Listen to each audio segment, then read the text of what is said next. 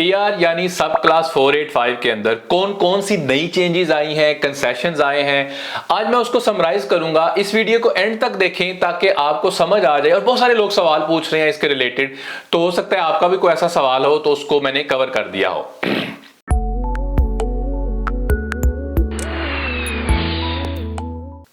मेरा नाम नासिर नवाज है और मैं ऑस्ट्रेलिया में रजिस्टर्ड माइग्रेशन एजेंट हूं।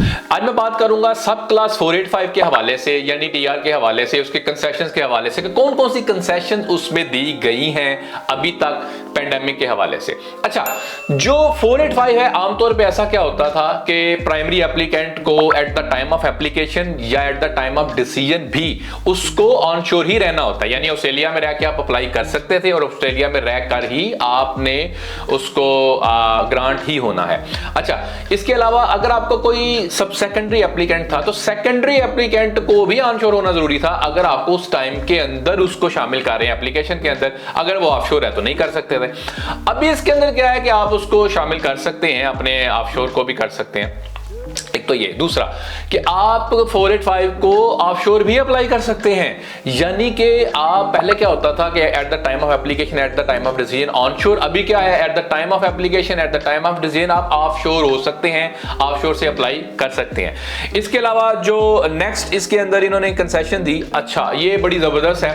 पहले तीन चीजें बड़ी इंपॉर्टेंट थी eight the time of application जो कि 485 के हवाले से थी। वो ये थी कि आपके पास इंग्लिश प्रोफिशिएंसी होनी चाहिए, यानी इंग्लिश का स्कोर होना चाहिए आपके पास at the time of application, या आपने उस टाइम पे टेस्ट दिया हो तो उसी टेस्ट का स्कोर कंसीडर होगा। यानी आपके पास ओवरऑल 6 नॉट लेस देन 5 जो कि इसकी रिक्वायरमेंट है 485 की, वो होना चाहिए। आपके पास AFP होना चाहिए, उसका पुलिस चेक जो अगर आप ऑनशोर हैं। इसके अलावा कंप्लीशन लेटर। अब कंसेशन क्या है, अब जो कि डिपार्टमेंट को पता है, ये MIA ने भी कंफर्म किया कि डिपार्टमेंट को जो कि पता है कि आपका जो इंग्लिश टेस्ट सेंटर जो है वो तो बंद है, तो आप इसके जो बुकिंग है उसके साथ भी अप्लाई कर सकते हैं। तो ये बहुत बड़ी सहूलत है।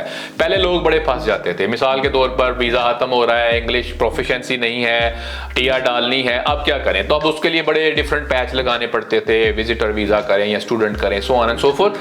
तो अभी ये बड़ी जबरदस्त सहूलत है, ये पैसे भी बचाती है, ये आपकी हेडेक भी बचाती है, साइकोलॉजिकल कॉस्ट भी बचाती है कि आप कंसेशन पीरियड के दौरान आप इसको कर सकते हैं, बुक टेस्ट बुकिंग इंग्लिश के साथ अप्लाई कर सकते हैं 485। याद रखें कि मैं इस टाइम पे जब वीडियो बना रहा हूं तो अभी तो ये कंसेशन पीरियड चल रहा है, तो आपने अपडेट्स को देख के अप्लाई करना है। पता चले अभी अगस्त 2021 चल रहा है, आप 2022 में इस वीडियो को देख रहे हैं और तब कंसेशन पीरियड खत्म हो चुका है, तो आपने इसको गौर से देखना है और अपडेट्स को चेक करना है हमेशा कि अपडेट्स क्या वही हैं या नहीं है। तो इस टाइम के ऊपर तो कंसेशन है, बाद में मैं इस हवाले से नहीं कह सकता। इसके अलावा एक बड़ी जबरदस्त एक और चीज है कि आप बेसिकली अगर ऑनलाइन भी पढ़ रहे हैं तो आपका ये स्टूडेंट वीजा भी ब्रीच नहीं है। एक तो ये, पहले क्या होता था कि अगर आप ऑनलाइन पढ़ रहे हैं, क्योंकि इन कैंपस स्टडी होना जरूरी था, ऑनलाइन तो पढ़ नहीं सकते थे पेंडेमिक से पहले, तो ये भी कंसेशन में आ गया। ऑनलाइन आप पढ़ भी सकते हैं स्टूडेंट वीजा, ये ब्रीच नहीं है बिल्कुल। एक तो ये, दूसरा ये ऑस्ट्रेलियन स्टडी रिक्वायरमेंट की तरफ शामिल होता है। मिसाल के तौर पर ऑस्ट्रेलियन स्टडी रिक्वायरमेंट का मतलब ये है, जो कि ASR है, कि आपको 485 अप्लाई करने के लिए ऑस्ट्रेलियन स्टडी रिक्वायरमेंट की पूरा करना होता है। मिनिमम आप 92 वीक्स पढ़े हो, इन कैंपस हो, so on and so fourth, बहुत सारी ऐसी चीजें। लेकिन ऑनलाइन स्टडी जो है अभी ऑस्ट्रेलियन स्टडी रिक्वायरमेंट को भी सेटिस्फाई करते हैं, तो ये भी एक बड़ी जबरदस्त सहूलत है। इसके अलावा ऑफशोर अप्लाई करने के लिए, या आप स्टूडेंट वीजा आपके पास हो या आप स्टूडेंट वीजा होल्डर रहे हो, तो 485 भी आप अप्लाई कर सकते हैं।